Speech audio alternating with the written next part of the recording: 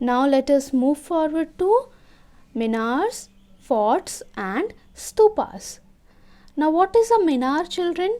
A minar is a tower that is built to commemorate an important event in history. So what is the meaning of commemorate? The meaning of commemorate is to mark an event by doing something important which is of great value. The Qutub Minar is one of the highest minars in India at a height of about 73 meters. So the height of Qutub Minar is 73 meters. Its construction was started by Qutbuddin Aibak and completed by his successor Iltutmish. So the construction of Qutub Minar was started by Qutbuddin Aibak, but later on it was completed by his successor Iltutmish. So who is successor? What is the meaning of successor? Successor means the next ruler, the ruler after Qutbuddin Aibak. So it was started by Qutbuddin Aibak but completed by Iltutmish. Qutub Minar is made up of red sandstone and marble, and it consists of 379 steps that lead from the bottom to the top story. It is a UNESCO World Heritage Site. So Qutub Minar is a UNESCO World Heritage Site. In the olden times, forts were built by the kings in order to protect their territory. So why were the forts built, children? Forts were built by the kings to protect their territories from enemies. The Kangra fort is believed to have been built after the battle of Mahabharata, thus making it the oldest fort in India. So the oldest fort in India is the Kangra fort. The Red Fort is situated in Delhi and is a UNESCO World Heritage Site. So the next UNESCO World Heritage Site is Red Fort. Qutub Minar is also a UNESCO World Heritage Site and Red Fort is also. It was the residence of the Mughal emperors of India for nearly 200 years. So the Mughal emperors stayed in the Red Fort for nearly 200 years. On every Independence Day, the Prime Minister of India hoists the national flag at the main gate of the Red Fort and addresses the nation from here. So on every Independence Day, children, the Prime Minister of India hoists the national flag at the main gate of the Red Fort and he addresses the whole nation, the whole country from there. Understood? Now we will see what is a stupa. A stupa is a mound-like structure associated with Buddhism and contains the remains of Buddhist monks. So what is a stupa? A stupa is a mound-like structure associated with Buddhism and it contains the remains of Buddhist monks. See, here is an image of Sanchi Stupa. Sanchi Stupa is in Madhya Pradesh and it is the oldest structure in India.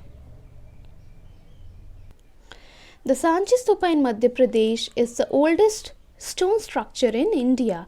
There are 4 gateways around the stupa and they show scenes from the life of Buddha and his earlier births.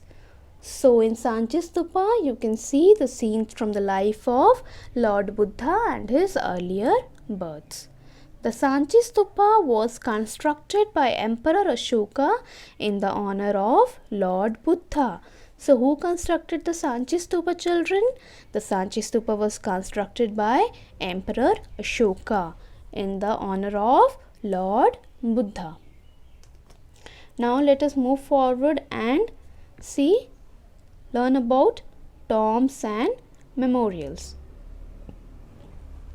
A tomb is a burial place of kings and queens. A place where we bury when someone is dead is known as tomb. So a tomb is a burial place of kings and queens.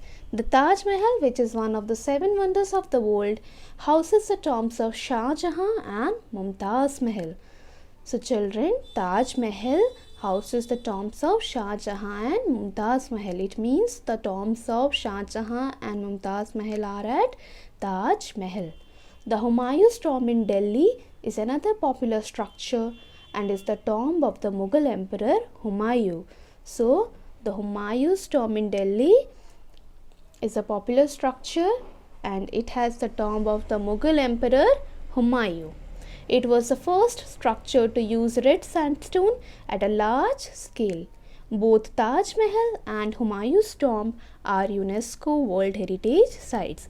So children, Taj Mahal and Humayun's tomb both are UNESCO World Heritage Sites.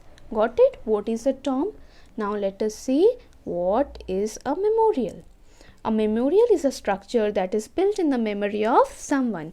So when a structure which is built in the memory of someone to remember that person, it is known as a memorial.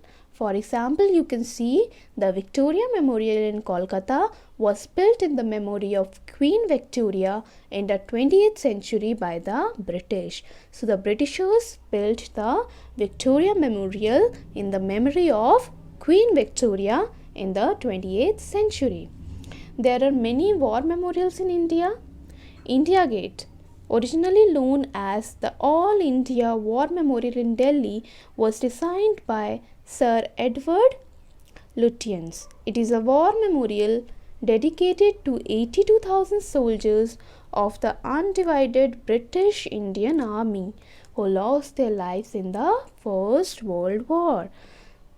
So, All India War Memorial, also known as India Gate, was designed by Sir Edward Lutyens and it is dedicated to 82,000 soldiers of the undivided British Indian Army who lost their lives in the First World War. Understood, children?